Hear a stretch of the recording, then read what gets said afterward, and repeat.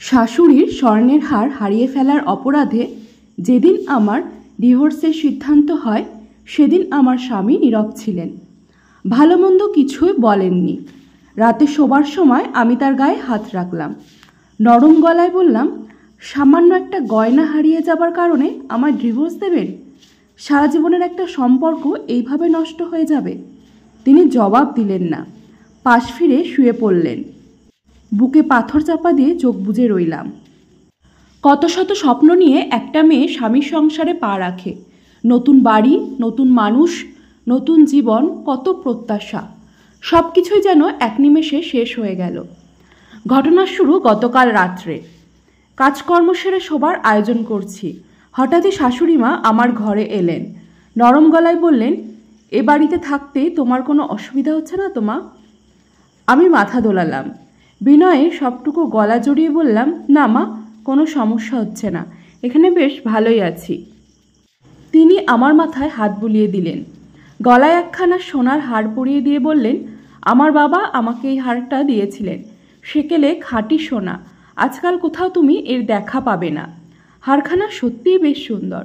হাল ফ্যাশনের সূক্ষ্ম কাজ না হলেও চমৎকার দেখতে। গলায় পড়েছি, তাই খুব সহজে ভার বুঝতে পারছিলাম। কম করে হলেও 4 ভরি স্বর্ণ আছে। শাশুড়িমা বললেন, কাল তোমার বউ ভাত, ওই ছোট মতো করে আয়োজন করেছি। এতদিন নানান ব্যস্ততায় অনুষ্ঠান বাকি পড়ে গিয়েছিল। ফাহিমও বাড়িতে ছিল না, সব কিছু মিলিয়ে আর করা হয়ে ওঠেনি। অবশেষে আগামীকাল তারিখ ঠিক করা হয়েছে। তোমার শ্বশুরের অফিসের কজন লোক আসবে, বাকি আমরা আত্মীয় স্বজন। কাল এই হারটা পড়বে কেমন? মাথা দুলিয়ে হ্যাঁ বললাম। ছোটবেলার কথা খুব একটা মনে নেই আমার। এতটুকু জীবনের বেশিরভাগই কেটেছে এতিমখানায়। নামে মাত্র পড়াশোনা শিখেছি। তারপর হঠাৎই একদিন শ্বশুর আব্বুর সাথে দেখা। এতিমখানা পরিদর্শন করতে এসেছিলেন। চা নিয়ে তার সামনে গেছিলাম। তিনি আমাকে দেখেই পছন্দ করে ফেললেন। লাবণী ম্যাডামের কাছে তার ছেলের জন্য বিয়ের প্রস্তাব রাখলেন। বনেদি বাড়ি, ছেলের চরিত্র ভালো, নামি দামি কোম্পানিতে বেশ ভালো বেতনের চাকরি করে। ছেলের বয়স 30 পেরোয়নি। ভাগ্যে থাকলে সরকারি চাকরি পেয়ে বসতে পারে। লাবণী ম্যাডাম তড়িঘড়ি করে জরুরি মিটিং ডাকলেন। এতিমখানার গুরুত্বপূর্ণ পদের সবাই আমার ভাগ্যের প্রশংসা করে বলল, এমন কপাল কয়েকজনের হয়।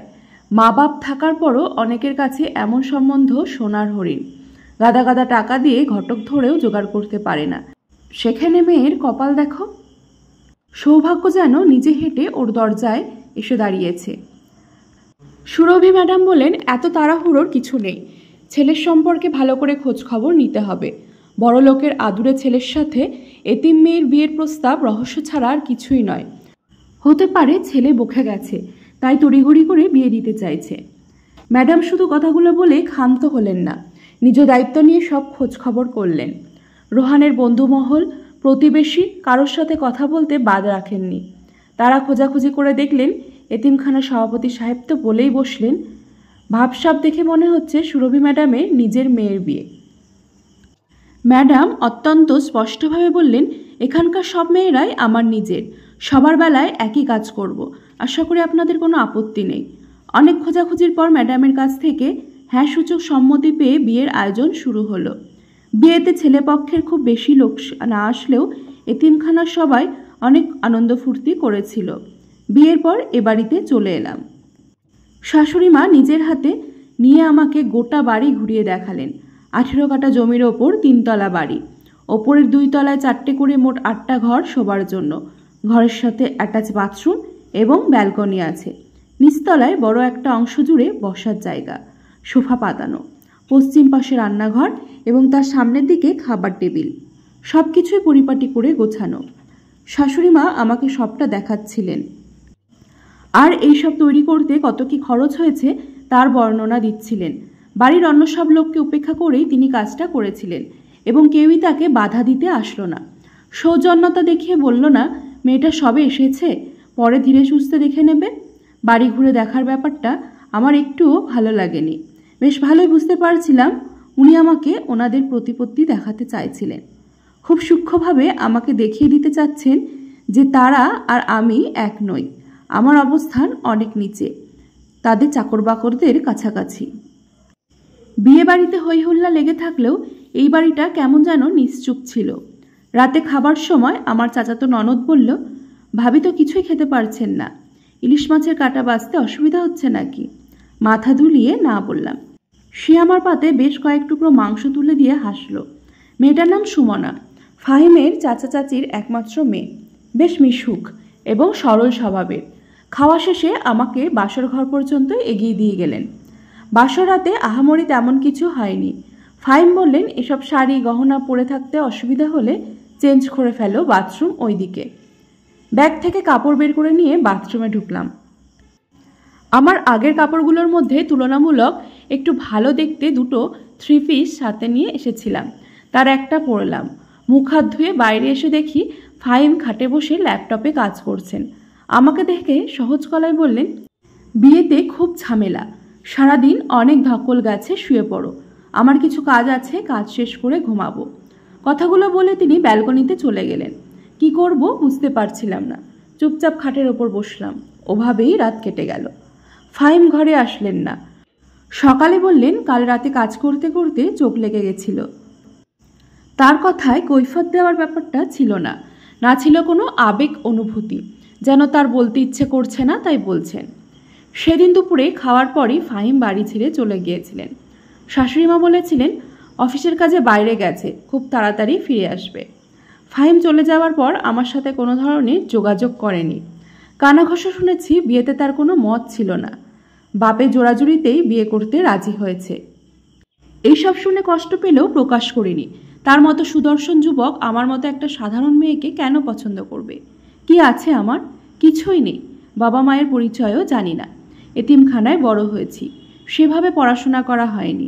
কোনো রকমের দাখিল পরীক্ষা দিয়েছিলাম, পাশ করতে পারিনি। এমন একটা মেয়েকে কেন পছন্দ করবে? বৌভাত উপলক্ষে আজ সকাল থেকে বাড়িতে বেশ অনেক লোকজন এসেছে। তাদের কেউ নিয়ে গেছে কিনা তাও ঠিক করে বুঝতে পারছি না। অনুষ্ঠানের সময় হারটা আমার গলায় ছিল। খেতে বসার আগে চাচি শাশুড়ি বললেন, এসব জিনিসপত্র পরে খেতে অসুবিধা হবে, তুমি বরং ফ্রেশ হয়ে নাও, ভালো মন্দ খেতে পারবে। সত্যি মোটা জামদানি শাড়ি আর গলায় ভারী গহনায় অস্বস্তি লাগছিল, তাই ঘরে গিয়ে কাপড় বদলে নিলাম। হারটা খুব সাবধানে আলমারিতে তুলে রাখলাম। খাওয়া দাওয়ার পর্ব শেষে সবাই যে যার মতো করে বাড়ি চলে গেল। কোলাহল সীমিত হয়ে আসতেই শাশুড়িমা আমায় ডেকে নিয়ে হারটা ফেরত চাইলেন। ফেরত দিতে গিয়ে দেখি হারটা নেই। সারা আলমারি ঘর তন্ন তন্ন করে খুঁজে কোথাও হারটা দেখা পেলাম না। শাশুড়িমা তেলে বেগুলে জ্বলে উঠলেন। বাড়ি মাথায় তুলে বললেন, এমন অলক্ষী মেয়েকে তিনি ঘরের বউ করে রাখবেন না। আশ্চর্যের ব্যাপার হচ্ছে, বাড়ির কেউ তার কোনো ব্যাপারেই প্রতিবাদ করলেন না। ফাহিমও কিছু বললেন না, চুপচাপ দাঁড়িয়ে রইলেন। আমি চোখের জল মুছতে মুছতে দাঁড়িয়ে দাঁড়িয়ে ভাবতে লাগলাম, তালাক হওয়ার পর কোথায় যাব? এতিমখানায় ফেরত গেলে ওরা কি আমায় থাকতে দেবে? হারখানা খুঁজে পেলেও হয়তো নিজের সম্মান বিসর্জন দিয়ে এ বাড়িতে পড়ে থাকা যেত, কিন্তু কোথাও খুঁজে পেলাম না। রাত প্রায় শেষ, আবছা আলো ফুটতে শুরু করেছে, অন্ধকার মিলিয়ে যাচ্ছে। সে উঠে দাঁড়ালো। ফাল্গুন মাস প্রায় শেষের দিকে, গরমের ভাব পড়ে গেছে। ব্যালকনিতে প্রচুর বাতাস, শীতল কোমল দক্ষিণ বাতাস। বাতাসের ঝাপটা গায়ে লাগতেই শরীর জুড়িয়ে যায়। সে চোখ বন্ধ করে নিজের অন্ধকার ভবিষ্যতের কথা চিন্তা করতে লাগলো। পৃথিবীর বুকে নতুন দিনের সূচনা হচ্ছে, অথচ তার জীবন ডুবে গেছে নিশক কালো আধারে, অনিশ্চয়তার জালে। আদৌ কি কখনো মুক্তি মিলবে? মাইশার জীবন কি কখনো সুখের হবে?